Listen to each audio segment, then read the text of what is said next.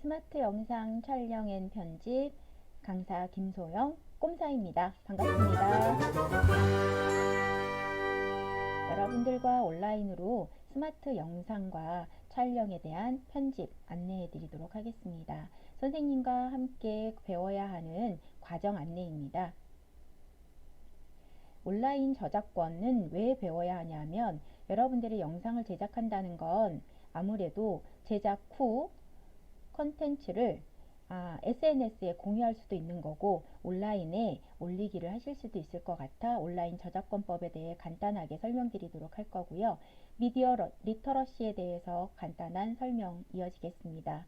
다양한 촬영을 위한 편집 앱을 소개해 드릴 거고 그의 대표적인 키네마스터 활용법을 설명해 드리려고 합니다. 하지만 많은 친구들이 키네마스터는 방법이 쉬워요, 기능이 별로 없어요 하는 친구들이 많은데 자세히 깊이 소개를 하면 조금 이런 기능도 있구나, 새로운 기능을 알게 될 수 있을 겁니다. 그래서 선생님과 함께 키네마스터 활용법에 대해서 배워보도록 하고요. 이 모든 과정을 마치고 나면 과제 제출을 해주셔야 출석 체크를 받으실 수 있습니다. 온라인 저작권, 저작물에 대해 가지는 법적 권리입니다. 여러분, 법적 권리 하니까 조금 두려움도 있고 도대체 뭐지? 라는 궁금증도 있을 것 같은데요. 간단히 말한다면 여러분들이 만든 그림, 만든 글, 여러분들이 만든 영상 모두 여러분들한테 소유권이 있다는 뜻이에요. 여러분들이 저작권을 좀 알아둬야 되는 이유는 온라인으로 영상을 게시하거나 SNS로 공유하는 경우들이 많기 때문에 저작권 위배되지 않게 주의하셔야 되는 부분입니다. 저작권이란 창작물을 만든 사람이, 즉 영상을 만들거나 글을 쓰거나 그림을 그린 사람이 저작물에 대해 가지는 법적 권리입니다. 아까도 말씀드렸죠. 저작 인격권이 있고 저작 재산권이 있는데 간단히 말해 아까 말한 대로 본인이 만들고 본인이 사용하면 좋겠다 라는 의미예요. 그 저작권은 보시는 것처럼 생존이라는 거는 본인이 글을 쓰거나 그림을 그렸거나 영상을 만들었거나 그리고 사망하기 직전까지 살아있다는 뜻이죠. 그 다음에 사람이 평생 살 수는 없기 때문에 죽음, 사망을 한 다음에 도 50년이었는데 지금은 현재 70년으로 변경이 됐어요. 좀 굉장히 긴 기간이겠죠. 그래서 저작자의 사후 50년에서 70년으로 바뀌었는데 이건 뭐 때문에 그랬다? 미키마우스의 저작권 시효를 늘리기 위해서였다고 합니다. 여러분들도 미키마우스 모두 다 아시죠? 초등학생 때부터 많이 봐왔을 거예요. 그래서 그 미키마우스의 저작권은 아직도 있지 않을까라고 생각이 듭니다. 저작권에 대한 의의를 보면 우리나라 대한민국은 1963년부터 저작권이 형성이 됐어요. 그래서 저작권자의 허락 없이는 절대로 쓰지 말라는 뜻입니다. 간단히 말한다면 예를 들어 선생님이 만든 이 영상 자료를 여러분들이 마음대로 가져다 쓰면 된다 안 된다? 안 된다는 뜻입니다. 그리고 우리는 일상 속에서 너무나 쉽게 누군가의 소중한 창작물을 가져와 쓰고도 모르고 있을 수 있어요. 어떤 게 있을 수 있을까요? 예를 들어 개그맨들이 하는 아주 간단한 유행어, 그 유행어를 내 것처럼 쓰는데 물론 흉내를 낼 수는 있지만 그걸 내가 만든 것처럼 써서는 안 된다는 얘기겠죠.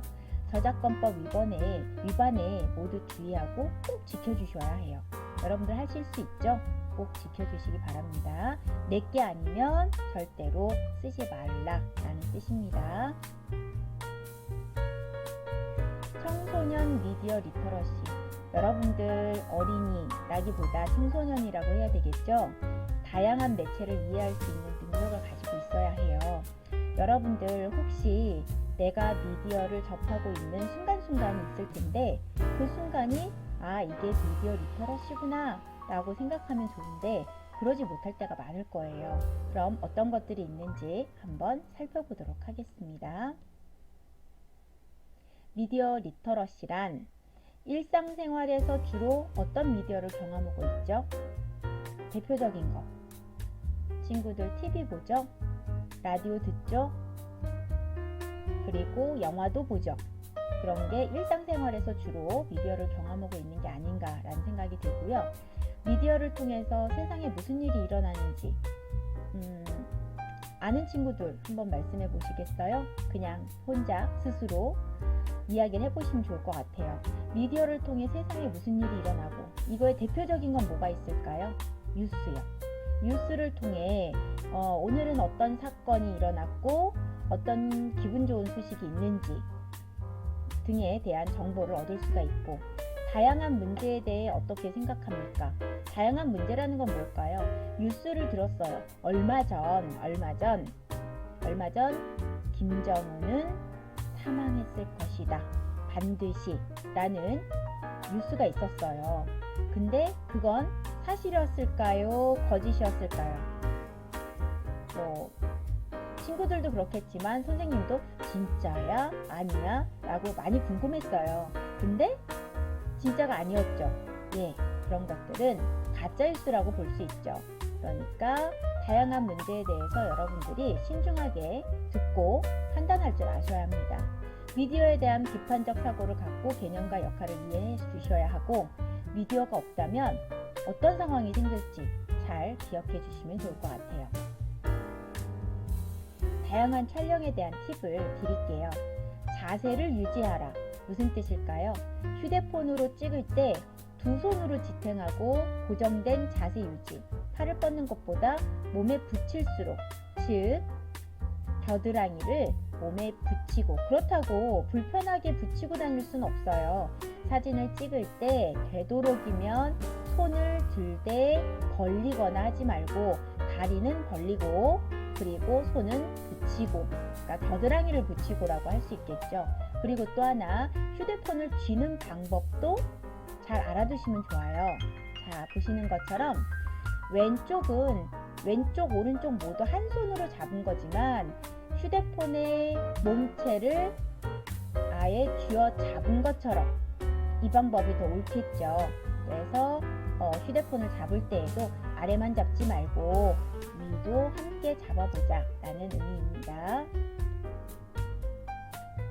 다양한 촬영 팁 중에 제일 중요한 빛을 적극 활용했으면 좋겠어요. 빛이라는 건 뭘까요? 햇빛이요. 여러분들 낮에 햇빛이 날까요? 저녁에 햇빛이 있을까요? 물론 언제? 낮이요. 낮에는 태양의 빛을 이용하기 때문에 가장 좋은 사진을 찍을 수 있어요. 여러분들 학교 방과 후에 촬영을 하게 된다면 조금 빛이 부족하겠죠. 되도록이면 쉬는 시간이라든지 점심시간을 활용해서 촬영을 해주시면 좋을 것 같아요. 빛에 노출되었을 때 좋은 사진을 찍을 수 있어요. 빛의 노출량이 부족하다면 이미지 센서 때문에 스마트폰 카메라는 어두운 환경에서는 노이즈가 많이 발생해요. 노이즈는 뭘까요? 거친 느낌, 거칠은 느낌들이 발생을 할 수 있어요. 그러니 실외의 자연광, 즉 햇빛을 보고 사진을 찍어주시는 게 좋다는 얘기죠. 휴대폰에는 HDR 모드가 있어요. 여러분들 HDR 모드가 뭔지 알아요? 일단 화면을 터치해서 초점을 설정할 수 있는데 노출도 결정할 수 있고, 어두운 부분은 터치하면 카메라가 노출을 높여 세부사항을 표시해 줍니다. 밝은 곳을 터치하면 전반적인 노출이 낮아지고, 그러니까 즉 휴대폰을 이용을 해서 촬영을 하실 때 HDR 모드가 있는데, HDR 모드는 플래시를 터뜨리는 것보다 사진을 훨씬 명암이 강한 조명 환경에서 휴대폰에 HDR 모드가 있습니다. 그리고 휴대폰으로 사진을 찍을 때 뗄 때가 중요하다. 뗄 때가 무슨 뜻이냐 하면, 사진을 찍을 화면을 터치하는 순간에 사진을 찍는 것이 아니에요. 사진을 찍을 화면은 터치하고 뗄 때 사진을 찍어요. 그래서 사진이 많이 흔들린다면 손가락을 올려두고 휴대폰을 고정한 상태로 손가락을 떼는 것도 해결 방법이 되겠습니다. 이걸 바로 HDR로 촬영했다고 보실 수 있어요. 그래서 왼쪽과 오른쪽 색감이 완전 틀리죠. 그래서 오른쪽처럼 HDR 촬영을 좀 해주시면 좋을 것 같아요. 다양한 촬영 팁 하나. 셀카 촬영을 할 때는 여러분들 셀카 많이 찍죠? 셀카는 남학생보단 여학생들이 더 많이 찍을 것 같은데, 일단 셀카를 찍을 때는 하단 15도예요. 하단 15도라는 건 아래에서 위로 자신을 찍는 것을 셀프 카메라라고 하죠. 보통은 정면 촬영이나 45도 촬영을 찍는데 하단 15도 각도로 턱선을 강조해서 찍으면 선명한 사진을 찍을 수 있어요. 그리고 아까도 선생님 말씀드렸죠? 태양광을 이용하는 게 좋은데 그게 힘들다면 형광등보다는 백열등 밑에서 찍는 것이 잡티도 기미도 커버해줘요. 근데 선생님이 보면 지금 여러분들은 중학교 1학년이기 때문에 잡티, 기미 전혀 없겠죠? 안심하셔도 될 것 같습니다. 다양한 촬영 팁 중에 하나, 파노라마로 촬영을 하면, 파노라마가 뭔지 알아요? 시야가 다 들어오지 않을 만큼 좌우로 탁 트인 드넓은 광경, 즉 어디를 뜻할까요? 뭐 스키장을 갔다든지 아니면 산의 정상에 올라갔다든지 바다에 갔다든지 이런 걸 파노라마로 촬영을 하시면 훨씬 멋있습니다. 여러분들 학교를 교문에서 전체 나오게 하고 싶다면 파노라마 촬영을 하시면 좋겠죠. 만약에 그냥 촬영을 한다면 교문 앞쪽만 정면만 찍히겠죠. 근데 왼쪽에서 오른쪽으로 또는 오른쪽에서 왼쪽으로 전체를 찍고 싶을 때, 즉 좌우로 움직여가면서 길게 사진을 찍는 거예요. 넓은 풍경을 담아낼 수도 있고. 그래서 파노라마 기능은 최대 240도까지의 시야를 제공한다고 해요. 즉 이런 화면을 찍은 거죠. 만약 정면으로 사진을 찍었다면 보시는 것처럼 카메라를 들고 이 일부분밖에는 찍히지 않았을 거예요. 그렇겠죠? 이렇게. 하지만 왼쪽에서 오른쪽까지 시야를 모두 촬영할 수 있었던 거예요. 이 촬영하는 방법은 왼쪽에서 카메라를 스타트 찍고 오른쪽으로 쭉 드래깅을 해주십니다. 그러면 파노라마 촬영이 이루어지죠. 스토리보드에 대해서 알아보겠습니다. 친구들 모두 함께 영상을 만들기 전에 스토리보드를 작성해 보시면 좋을 것 같은데요. 스토리보드란 장면 1, 장면 2, 장면 3 등등등 장면 10 이렇게 나누어 놓으시고 장면마다 어떤 이야기를 전달할 것인지, 그 장면에 어떤 소리를 낼 것인지, 그 장면에 어떤 자료가 들어갈 것인지에 대한 간단하면서 자세한 메모라고 생각해 주시면 됩니다. 영상을 만들기 전에 콘텐츠를 정하고 그 콘텐츠에 맞는 스토리보드를 작성해 보세요. 다양한 촬영과 편집 앱을 알아보도록 하겠습니다. 안드로이드 폰에 플레이 스토어를 활용하면 되는데요. 아이폰을 쓰는 친구들은 앱 스토어를 이용하시면 될 것 같습니다. 하지만 안드로이드 폰의 앱과 아이폰의 앱의 사용법은 다소 차이가 있을 수 있습니다. 플레이 스토어에서 동영상 편집이라는 이름으로 검색을 하면 이렇게 많은 앱들이 나타납니다. 이 앱들 중에 가장 쉽고 접근성이 좋은 키네마스터라는 앱이 있습니다. 또 비바 비디오라는 앱이 있습니다. 비바 비디오는 많은 효과를 가지고 있어서 재미있고 유쾌한 영상을 만들기에 좋을 것 같고요. 파워 디렉터, 화면 전환이 좀 다양한 유형이 있습니다. 이 세 개의 앱들을 활용한다면 좀 더 쉽고 재미있게 영상을 편집할 수 있는데요. 이 영상 편집을 하고 나서의 가장 문제는 웹에 게시를 한다거나 SNS로 공유를 하고 싶을 때 용량이 너무 크죠. 그 용량을 줄여주는 비디오 다이어트가 있습니다.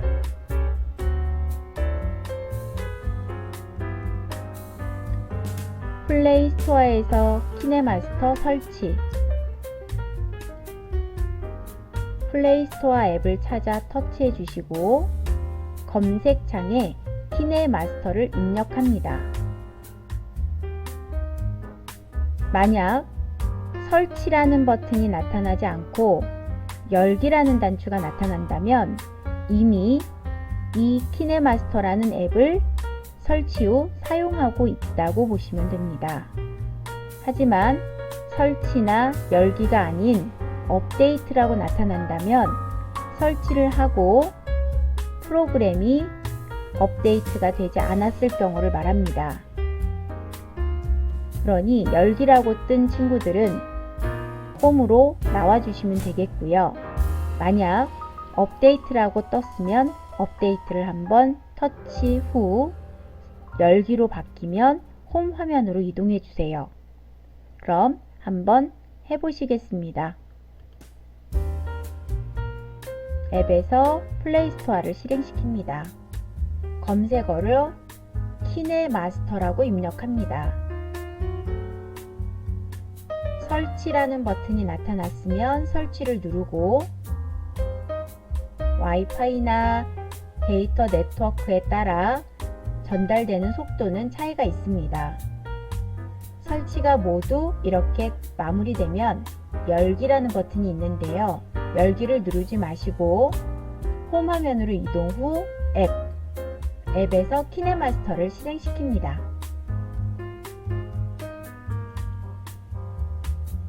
키네마스터를 시작하면 이와 같은 화면이 나타나죠. 환영합니다 라는 부분의 아래쪽을 보면 점점점점 보이시죠? 이 부분을 손으로, 즉 손가락으로 좌측으로 슬라이딩을 해주시면 화면이 넘어가고 다음 장으로 나타나게 됩니다.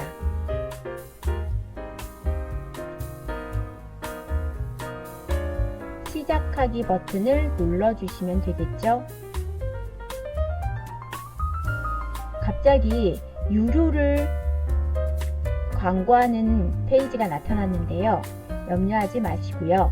우리는 뭘 쓴다? 무료 버전을 사용하려고 합니다. 그렇다고 무료 체험 부분을 눌러주시면 안 되고요. 우측 상단에 창닫기 X를 눌러주시면 되겠습니다. 그럼 이와 같이 키네마스터 초기 화면이 나타나고 만약 키네마스터의 초기 화면이 이렇지 않고 오른쪽에 많은 영상들이 보이고 있다면 키네마스터를 이용해 이미 동영상 작업을 했던 앱이라고 생각해 주시면 됩니다. 그래도 이 플러스 버튼은 다 있으실 테니 가운데 있는 플러스 영상을 추가하겠다는 의미가 됩니다. 그럼 바로 화면의 배율이 나타나는데요. 화면의 배율은 16대 9이며 가로 배율, 16대 9인데 세로 배율이니까 9대 16이 되겠죠.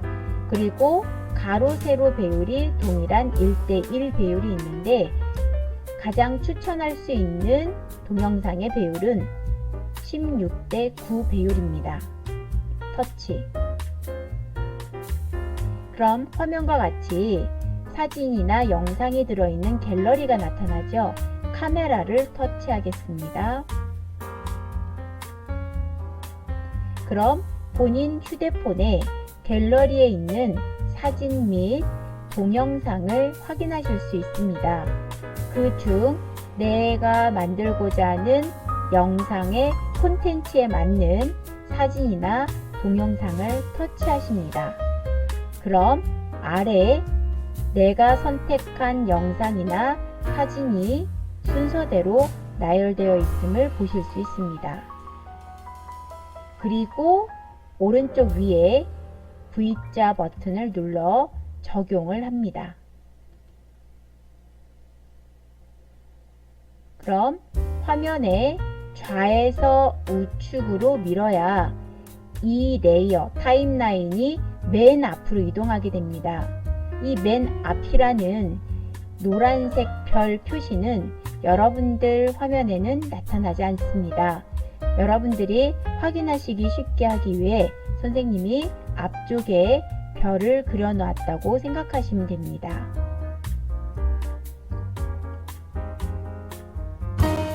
자, 이상으로 과정 1차 시를 마치겠습니다. 수고하셨습니다.